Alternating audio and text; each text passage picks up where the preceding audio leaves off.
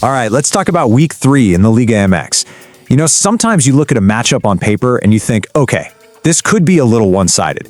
But what we saw between Mazatlán and Monterrey, this was a whole other level. An absolute demolition. So let's set the stage, right?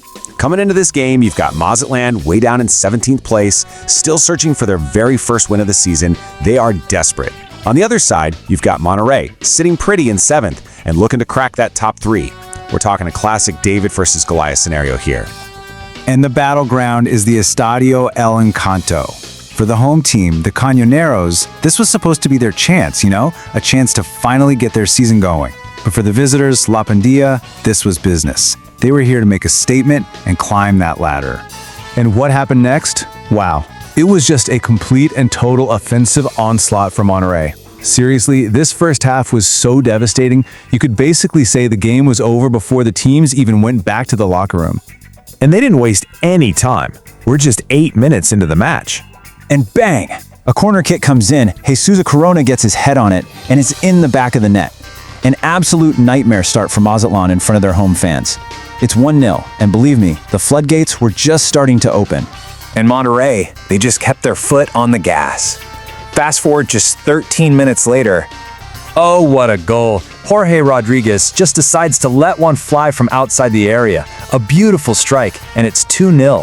Mazatlán is just playing on a different level, and Mazatlán has absolutely no answer. And just when you think things couldn't possibly get any worse for the home side, well, they do. There's a foul in the box, the referee doesn't hesitate, and he points right to the penalty spot. This is it. This is the chance for Monterrey to put this game to bed for good. So, Anthony Martial steps up to take it. You gotta think, if he scores this, it's lights out. Is this the nail in the coffin? No, he missed it. The keeper goes the right way and makes the save. Unbelievable. A little glimmer of hope for Mazatlán. Could this be the moment? The spark they desperately needed to turn things around? Well, that hope lasted for, maybe 30 seconds? The very next play, the ball finds its way right back to Martial, and this time he makes no mistake. He buries it. Talk about instant redemption. From the low of a missed penalty to the high of a goal in a matter of seconds. Just incredible stuff. So that's how we went into the half. A completely one-sided 3-0 scoreline. Monterrey was in total control, leaving Mazatlán staring up at a giant mountain for the second half. Honestly, the second half felt less like a contest and more like just a confirmation of what we already knew. Monterrey came out looking to seal the deal, and they did it with style. It didn't take them long at all. We hit the 56th minute. And there's another one. Germán Berterame gets his name on the score sheet. At 4-0, this isn't just a win anymore. This is officially a rout. But wait, they weren't finished yet. Just 10 minutes later, make it 5. Fimbres finds the net, and look who gets the assist, Anthony Martial. It just goes to show you the goals were coming from everywhere. It was a complete team performance, just clinical. So as the game started to wind down, the result was obviously no longer in doubt, but there was still one more story to tell before the final whistle. You can really see the second half laid out here.